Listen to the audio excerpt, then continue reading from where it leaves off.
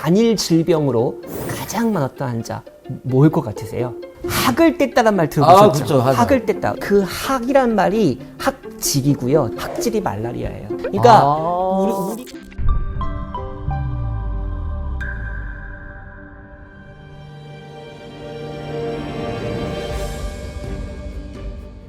대한닥터후 교수님, 오늘은 어떤 이야기가 준비되어 있나요? 개항기에 외국인 여행가 또 선교사, 의사 이런 분들이 많이 이제 우리나라를 다녀갔습니다. 그러면서 이제 여행기 또 회고록 뭐 이런 걸 많이 남겼거든요. 그 중에서 당시의 어떤 보건 위생 상태, 그다음에 의료, 또 특히 우리 당시 한국인들의 그 의료에 대한 관념 이런 것들에 대한 아주 재밌는 내용들이 많거든요. 그래서 그런 내용들을 저희가 뽑아서 소개해 드릴까 합니다. 이 위생 건강 이렇게 하면 뭐니 해도 이 물을 빼놓고 이야기할 수 없을 것 같은데, 이 100년 전에 우리나라 혹시 식수나 상하수도에 대한 이야기가 혹시 남긴 기록이 있나요? 예, 그 제임스 게일이라고요. 장로교 선교사인데 네네. 이분이 이제 우리나라에 대한 견문기를 썼고, 그 다음에 윌리엄 샌즈라고 대한제국대 고종 황제의 고문입니다. 고문. 그러니까 정치 외교 고문. 네네. 근데 이분도 역시 또 그 위생 뭐 보건 이런 쪽으로 또 글을 많이 남겼거든요. 근데 공통적으로 이제 주목하고 있는 것이 바로 이 식수 문제예요. 예.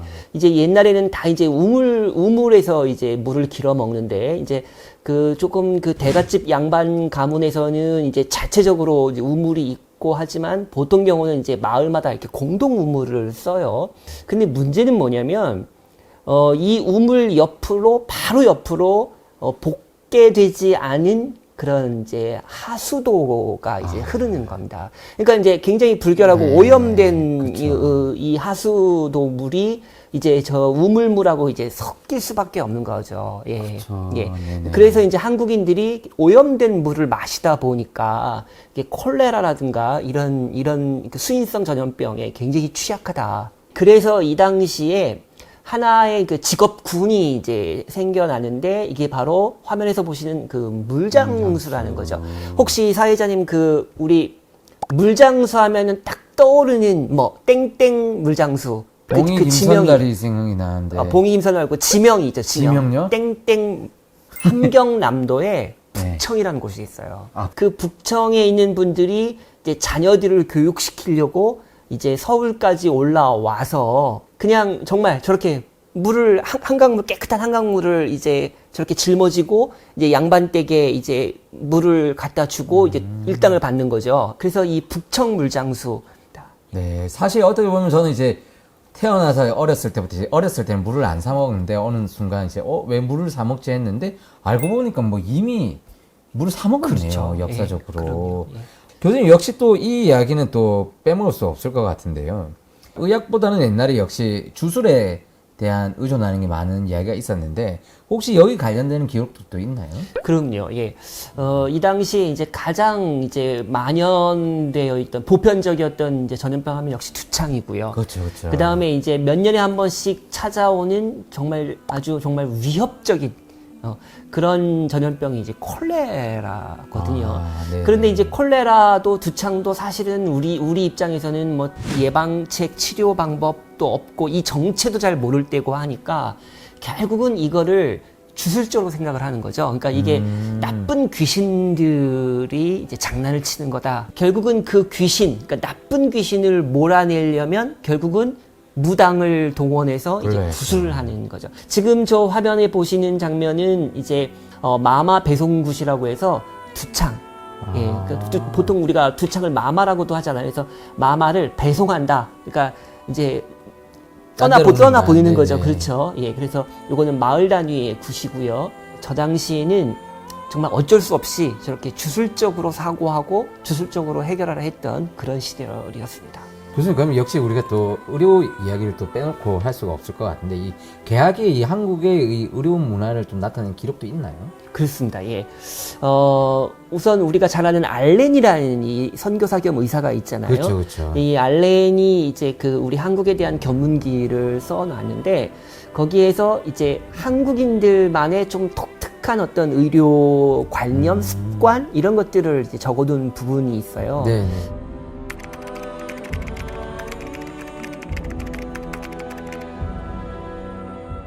왜 안 먹겠습니까, 한국인들이?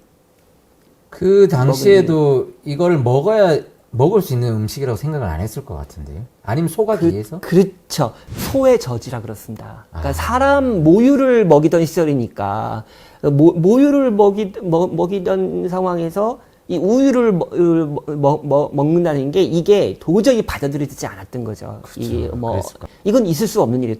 동물의 젖을 먹는다는 거는 이 선교사 의사들이 설명을 해도 잘 안 먹히는 거죠. 예, 잘 안 먹혔던, 예, 안 먹혔던 거고. 두 번째도, 이게 참 웃픈 얘기인데요. 정말 웃픈 얘기인데, 옛날에는 목침이라고 들어보셨어요? 알죠. 예, 그죠? 근데 왜 그걸 배고 자는지 혹시 아세요? 우리나라 사람들이 옛날에 목침을 뱉던 이유. 축구인 생각하면 좀 시원해서 그랬을 것 같기도 시원해서, 하고. 그때 사실 이유는 많아요. 이유는 많은데, 중국이나 우리나라나 옛날에는 이제 과급제를 해야 되잖아요. 예, 출세를 하려면. 그럼 공부를 열심히 해야 되잖아요. 그럼 잠을 적게 자야 되잖아요. 그러니까 목침이 아주 이게 단단해가지고, 예. 그리고 이제 이렇게 이제 잠자면서 이리 뒹굴고 저리 뒹굴다 보면 뚝 떨어진단 말이에요. 그래서 이제 공부 많이 하라고 이제 목침을 뱉다는 설도 있고, 옛날에 남자든 여자든 특히 남자겠습니다만은 머리를 잘 안 감잖아요. 근데 이제 단단한 나무로 된 목침을 베게 되면 이제 머리가 헝클어지거나 이런 게 좀 덜해지니까 이제 그걸 생각해서 이제 목침을 이제 뱉던 거거든요. 근데 이제 문제는 이제 여름날 밤에 참 덥잖아요. 덥죠. 그러니까 이분들이 어디로 가냐면 기찻길로 가는 거예요. 거기 레일이라는 게 사실 이게 목침보다 더 아주 날렵하고 더 시원하잖아요. 그러니까 이제 한여름밤에 이제 그 철로에 가가지고 레일을 베고 목침처럼 베고 잠이 드는 거예요. 근데 밤에도 기차는 다닌단 말이에요. 그러니까 이제 용케 이렇게 깨고 해서 기차 오는 느낌 때문에 깨고 해서 피하면 다행이지만 그렇지 못하는 경우도 종종 있게 되니까 교통사고죠. 결국은 교통사고입니다, 이게. 그래서 많은 사람들이 죽어요. 1885년 당시 제중원을 다녀가는 환자 중에 가장 많았던 환자, 그러니까 단일 질병으로 가장 많았던 환자, 뭘 것 같으세요? 감기 환자? 단일 질병으로 가장 많았던 게 전체 외래 환자의 무려 10%에 달하는 질병이 있었어요. 말라리아입니다. 말라리아예요. 근데 이게 상식적으로는 좀 이해가 안 되는 것이 우리가 말라리아 그러면 동남아 쪽에서 그죠? 동남아나 이제 적도 아프리카 적도 지대에서 이제 그 말라리아 원충에 감염된 모기한테 물렸을 때 이게 이제 발생하는 그 고열성 그 전염병 치사율이 대단히 높죠. 근데 어떻게 우리나라에 있었을까? 그래서 좀 이해가 안 된다, 좀 믿기지 않는다 이렇게 생각하실 수 있는데요. 제가 단박에 믿을 수 있는 거 하나 말씀드릴게요. 학을 뗐다란 말 들어보셨죠? 그렇죠. 학을 뗐다. 보통 우리 나 오늘 학 떼고 왔어. 나 그 인간 정말 내가 아주 학을 떼고 와서 그러죠. 네네. 예, 그 학이란 말이 학질이고요. 중국과 우리나라에서 학질 그걸 줄여서 학질이 말라리아예요. 그러니까 우리가 지금까지도 학을 떼고 왔단 말을 이렇게 많이 한다라는 건 이미 그 정말 저 시절, 저 개항기 시절, 제중원 시절에 말라리아 환자가 진짜 많았던 거고요. 교수님 또 궁금한 게 요즘은 아무래도 병원에서 당연히 이제 병원에서 출산한다고 다 생각을 하는데 옛날에는 사실 안 그랬잖아요. 요거 관련해서 또 이제 외국인들이 봤던 뭔가 시각이 있을 것 같은데 어떤 게 있을까요? 그렇습니다. 그 플로렌스 머리라고요. 캐나다 출신의 그 여자 선교사 겸 의사가 있었어요. 플로렌스 머리가 이제 한국의 이제 아녀자들, 주부들을 이제 모셔놓고 이제 그 환등기로 그러니까 활동 사진을 보여주는 거예요. 활동 사진. 그래서 이제 서양의 여성들이 산부인과 병원에 가서 아이를 낳는다라는 거를 열심히 보여줬어요. 그래서 당신네 우리 조선의 여성들도 아이 낳을 때 이렇게 병원 가서 낳아야 됩니다. 그래야 안전합니다. 이렇게 했는데요. 그 활동 사진을 다 보고 난 우리 한국인 주부들의 반응이 걸작입니다. 어머 남사스러워라 이렇게 쓸 것 같은 느낌인데. 뭐 비슷한데요. 이런 거죠, 이런 거. 아이고, 서양 백인 여성들은 몸이 약한가벼. 아이고, 우리는 집에서도 쑥쑥 잘 만났는구만. 아이고, 뭐 이렇게 유난을 떤디야. 그래서 이 플로렌스 머리가 아주 당황해하는.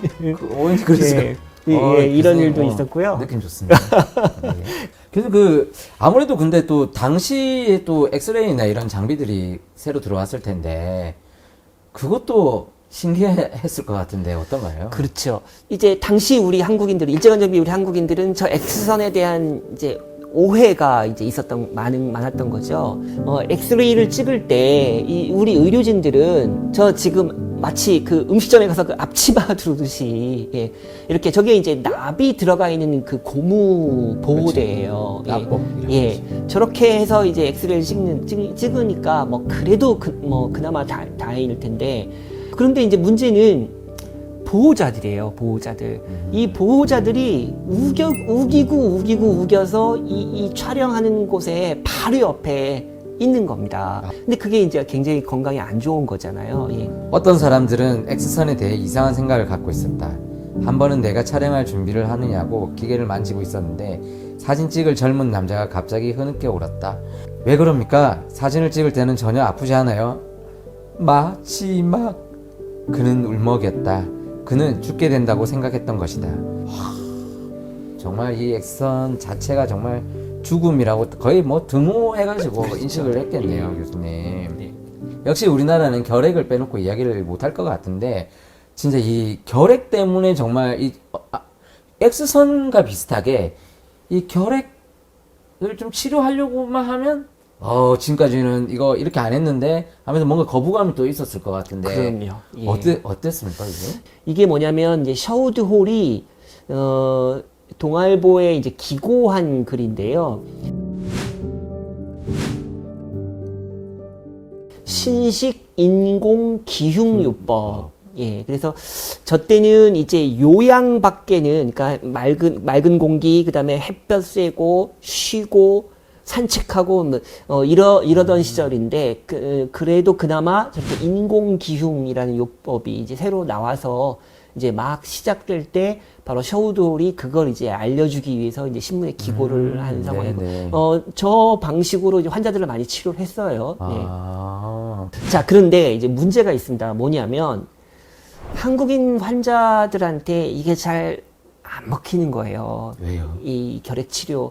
그러니까 이제 그게 이제 뭐냐면 민간요법. 그러니까 뭐 사슴피라든가 뱀탕 이런 거, 아니면 주술적으로 해결하려고 하는 이런 것들 때문에 요 선앙당은 뭐냐면 바로 해주 구세요양원 바로 근처에 있는 선앙당이에요.